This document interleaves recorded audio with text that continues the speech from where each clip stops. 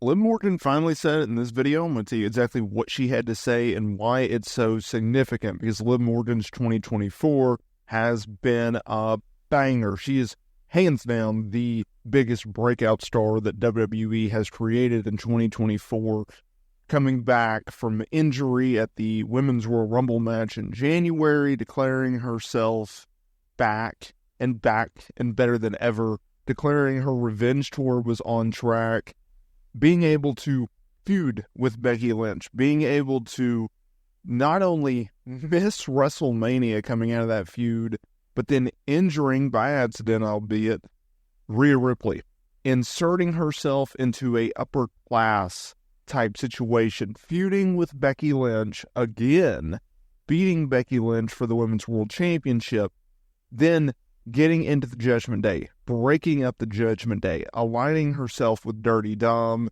and going back into a feud with Rhea Ripley, having multiple segments throughout Monday Night Raw, whether it be opening, closing, or throughout. What Liv Morgan has been able to do in 2024 is unprecedented, in my opinion, coming from someone who has seen the evolution of Liv Morgan, who has seen the evolution of this woman's character, and seeing what WWE has been able to do. Now, obviously, Rhea Ripley, Liv Morgan, they had their first encounter at SummerSlam with Liv Morgan going over, thanks to Dirty Dom. They ran it back in a mixed tag team match, Bash in Berlin. It was Liv Morgan, Dirty Dom putting over Rhea Ripley, Damian Priest. Much needed wins for Rhea Ripley coming off of SummerSlam. A much needed win for Damian Priest, who lost the World Heavyweight title to Gunther at that same event. Now, Bad Blood, look, it's still fresh on our minds. We're looking at it. We're looking back because we're trying to look ahead, right? We already know what's next for Liv Morgan coming out of Bad Blood. So it was the Shark Cage. Dirty Dom was up there. He was not a factor in Liv Morgan versus Rhea Ripley. But who was a factor? Well, that was Raquel Rodriguez. And that leads us to today's video, because the history with Raquel and Liv I'll get to in a minute. But she said, Morgan that is, something very interesting at the post presser. And I don't think enough people are picking up on the fact of what she had to say. She was asked whether or not this now declares the Liv Morgan Revenge Tour over, essentially, right? So she was asked to comment on Raquel Rodriguez's return and what her title reign meant to her. She said, "This women's championship reign is the embodiment of my life's work, but more importantly, this is the Liv Morgan Revenge Tour, and I finished that Liv Morgan Revenge Tour when I beat Rhea Ripley again.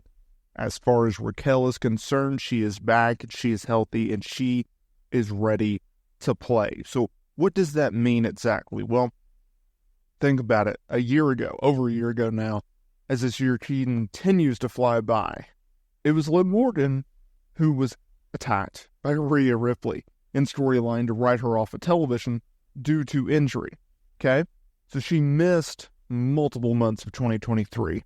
Rhea Ripley, she didn't miss a beat. She continued to go on with her Women's World Championship reign, beating people left and right.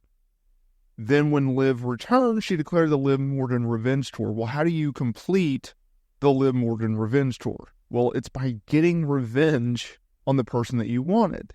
Well, how do you do that? Well, she injured Rhea Ripley. She took her championship.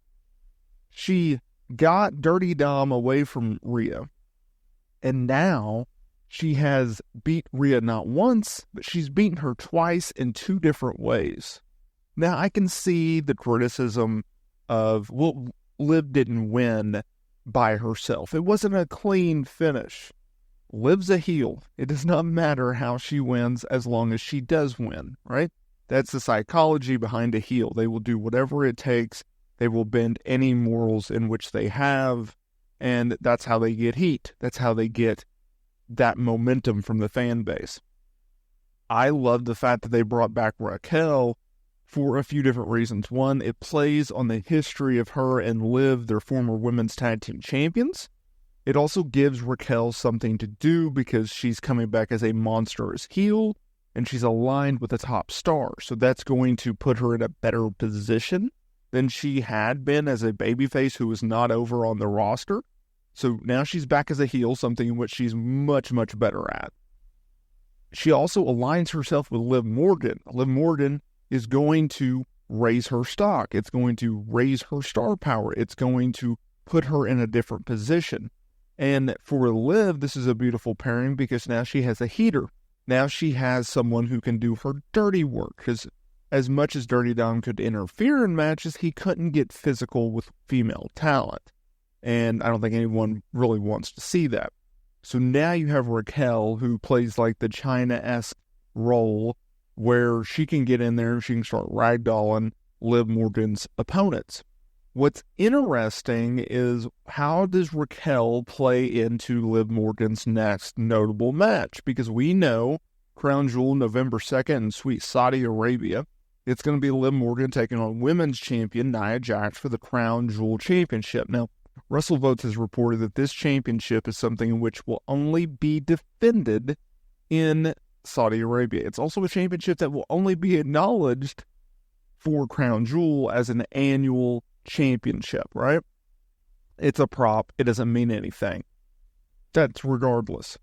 But the fact that Liv Morgan is going to go up against Nia Jax, who they've been very, very high on, well, I think the writing is on the wall because I think, yes, it's going to be fun to see whether or not they have any interaction between Raquel and Nia.